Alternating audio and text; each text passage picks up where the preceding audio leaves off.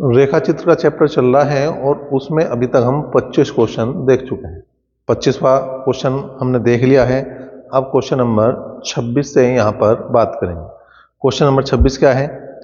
यह रेखा ग्राफ उन छात्रों की संख्या को दर्शाता है जो एक विशिष्ट विश्वविद्यालय में दिए गए वर्ष में अंतिम परीक्षा में असफल मतलब फेल हुए हैं।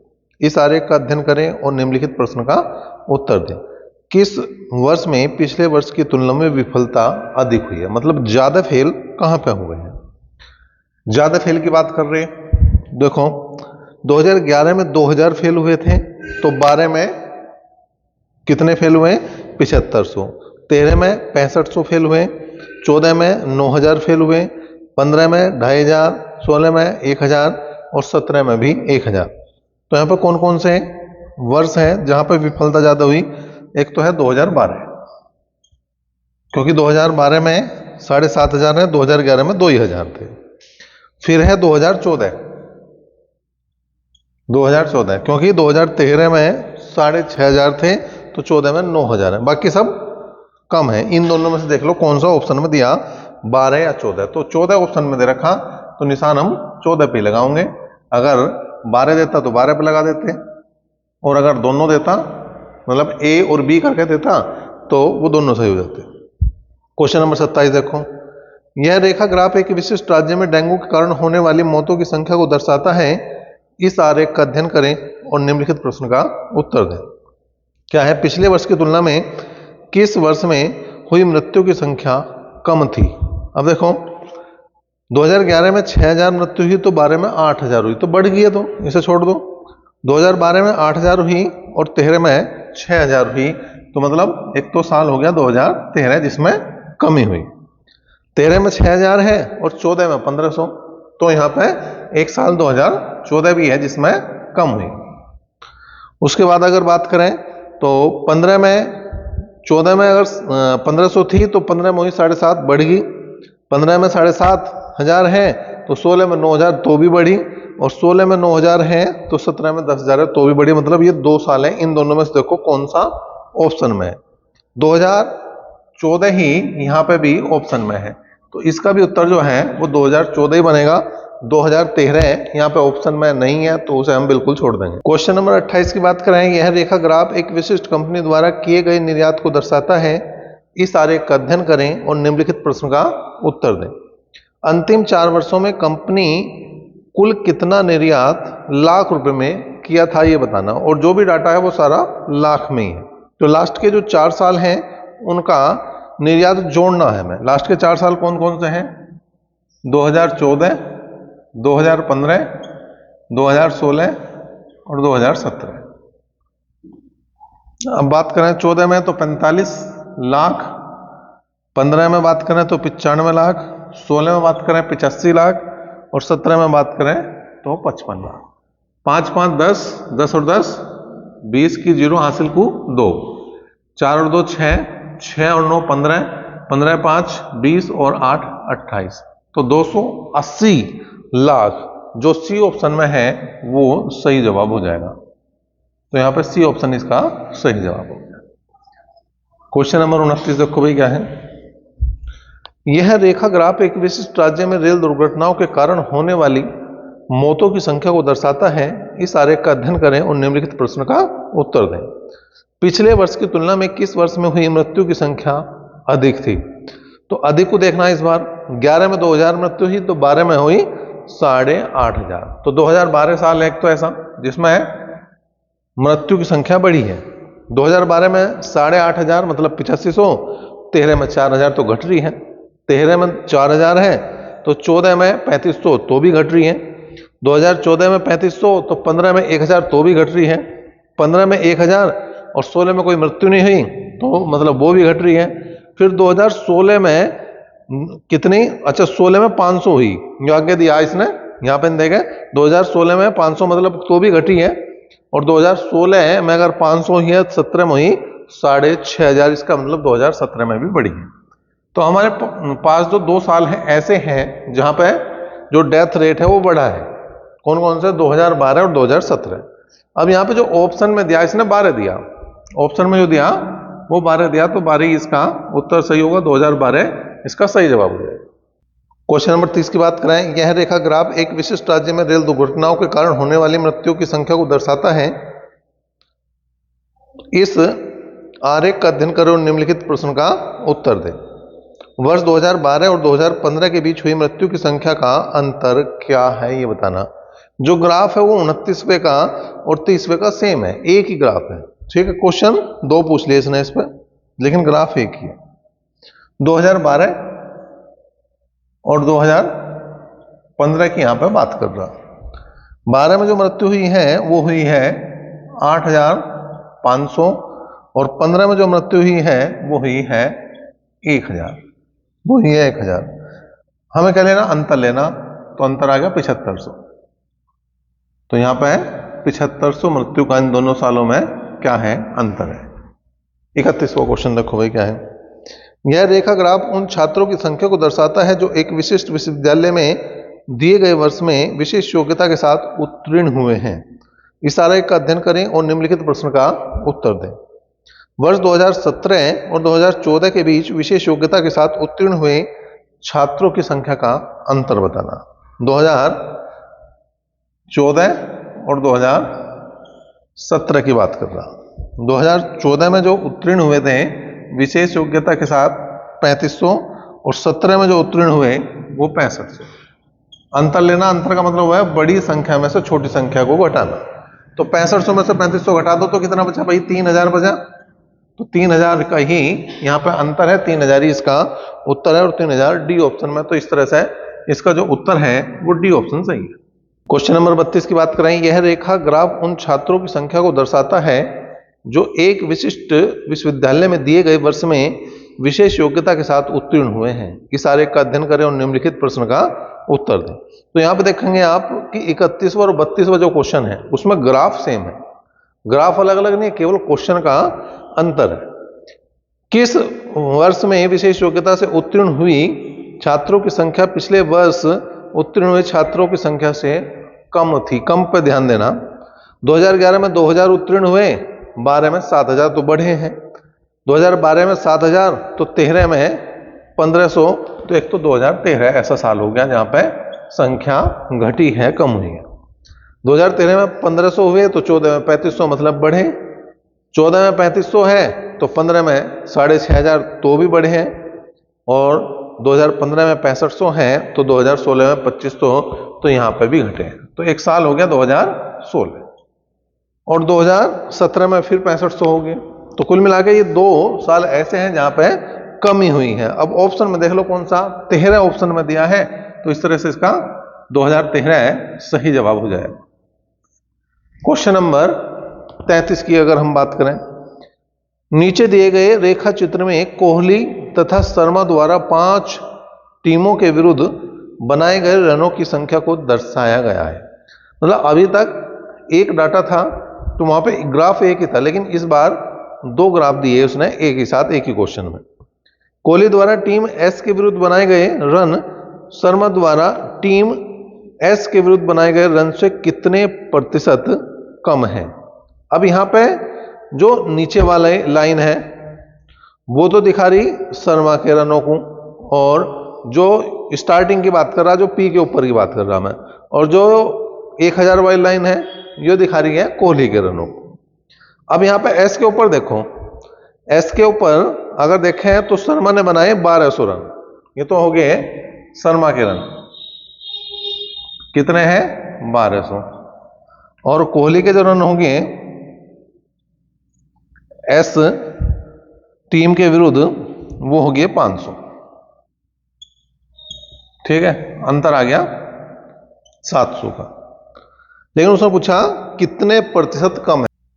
प्रतिशत कम बराबर 700 गुणा 100 बटे कमी देखनी तो 1200, 2 जीरो गई, 4 थे 12, 25 चौका 100, 25 सत्ते 175 बटे 3, 3 पंजे 15, 2 बच गए, 3 अठे 24, 1 बच गया, 3 तिया 9, तो 58.3। Option number C. नंबर 34 की बात करें। नीचे दिए गए रेखा चित्र में कोहली तथा शर्मा द्वारा 5 टीमों के विरुद्ध बनाए गए रनों की संख्या को दर्शाया गया है। अब यहाँ पे जो 800 वाली लाइन है वो शर्मा की है और जो 1000 वाली लाइन है वो कोहली की है।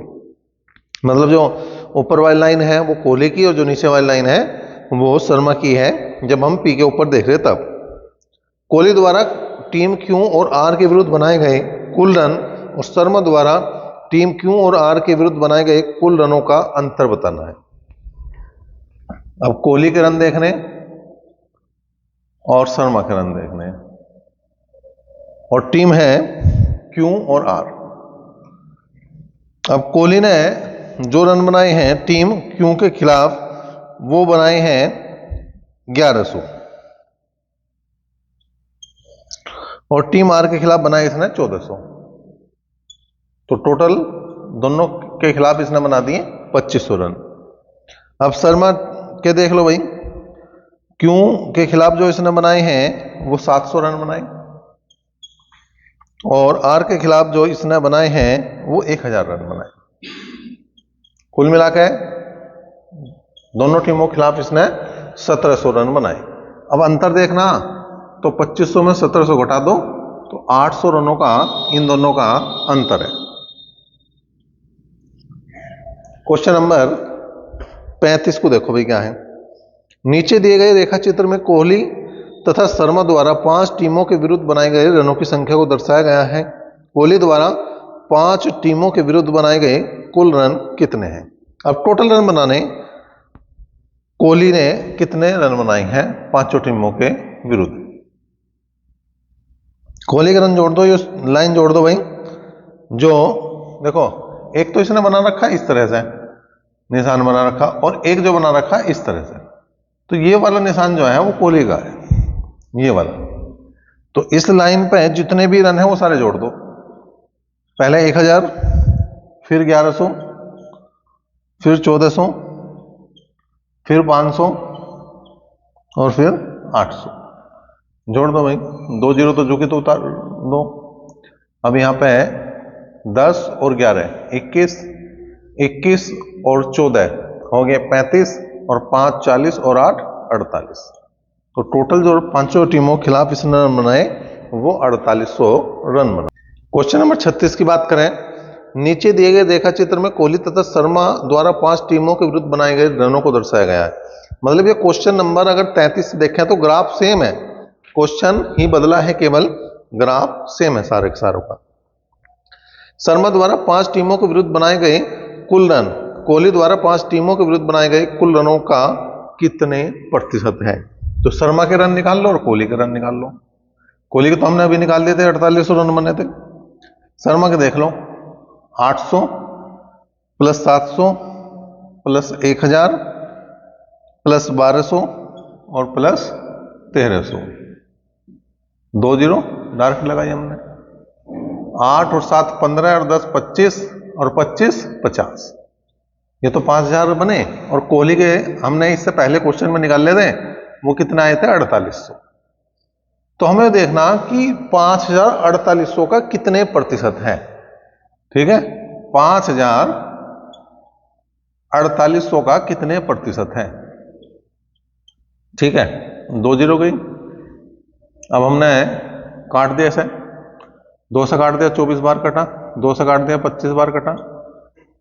इसे हमने काट दिया 4 से, 4 6 24, 4 से काट दिया 25 बार, 25 25 625 और बटे 6। 6 से भाग देंगे तो 6 कम 6, 0 6 चौक 24, 1 बचा, 10वें 6 कम 6 तो 104.16 जो ए ऑप्शन में है वो इसका सही जवाब हो जाएगा। Question number 137।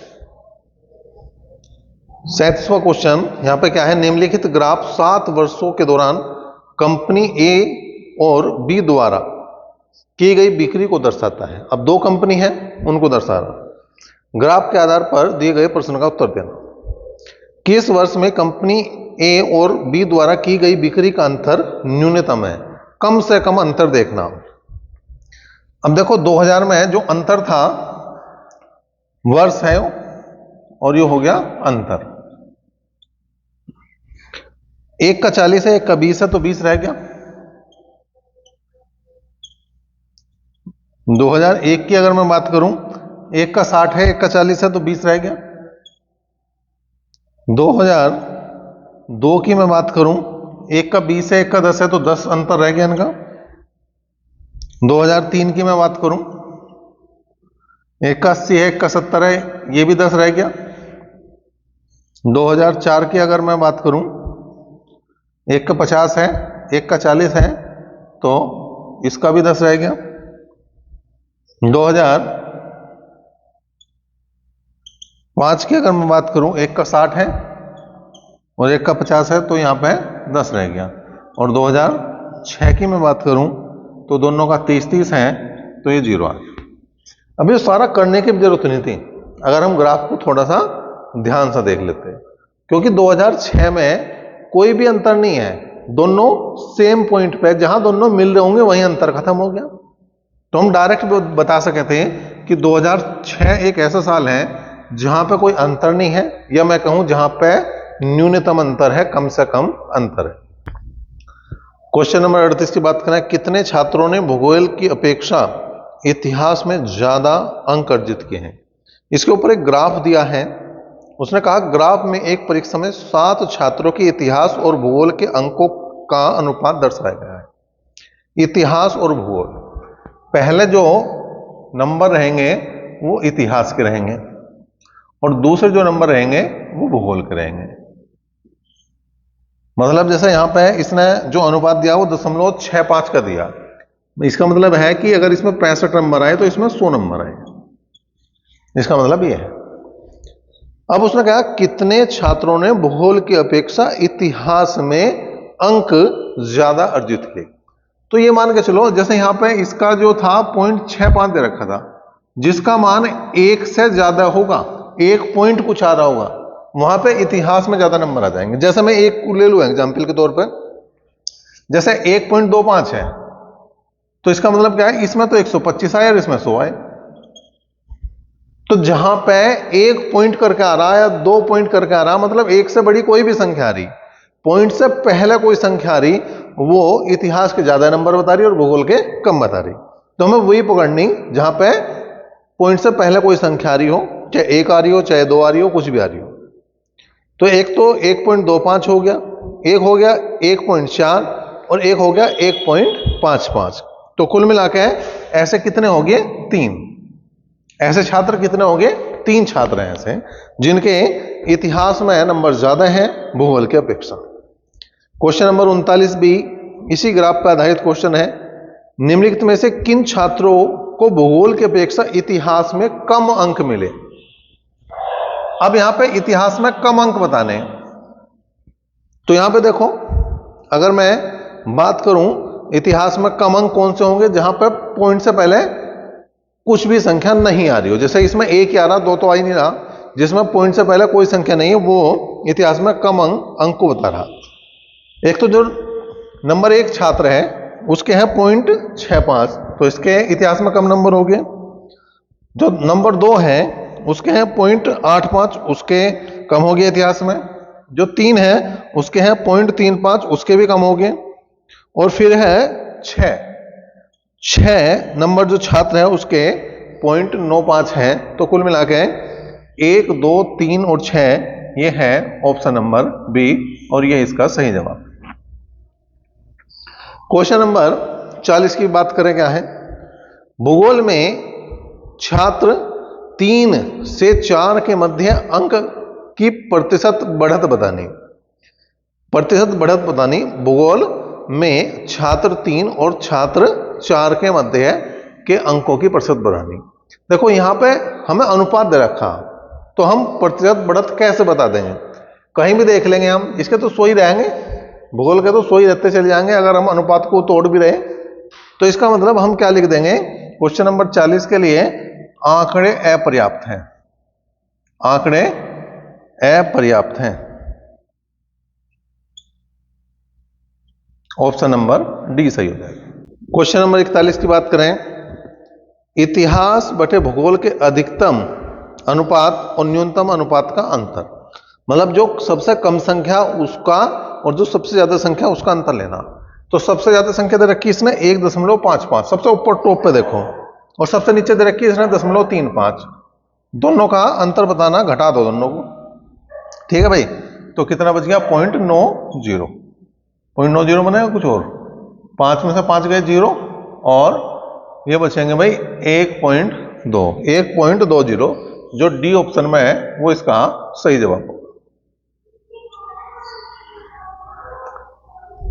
क्वेश्चन नंबर 42 देखें भाई। छात्र 4, जो 4 नंबर का छात्र है, को भूगोल में 60 नंबर मिले हों तो इतिहास में कितने नंबर मिले? अब अगर मैं बात करूं इतिहास और भूगोल के, तो नंबर 4 का देखें तो नंबर 4 का है 1.25। इसका मतलब इसमें 125 नंबर आए तो इसमें आए 100 नंबर। भूगोल में 60 नंबर आए तो इसके 2 बटे में लिख दो 60, और इसके निकालने तो इसके बटे में लिख दो x। 25 पंजे 125, 25 चौका 100, और 15 चौका 60, और 15 पंजे हो गए 75। तो इस तरह से इसके इतिहास में जो नंबर आएंगे वो कितने आएंगे? 75, जो आपका सी ऑप्शन सही है। तो इसमें 42 क्वेश्चन थे इस चैप्टर में, जिसका नाम था रेखा चित्र। तो रेखा चित्र का भी यहां पे दी एंड हो गया। पूरी क्लास अगर देख ली है तो एक बार क्लास को शेयर जरूर कर दें, और लाइक नहीं किया तो लाइक भी एक बार बिल्कुल करें।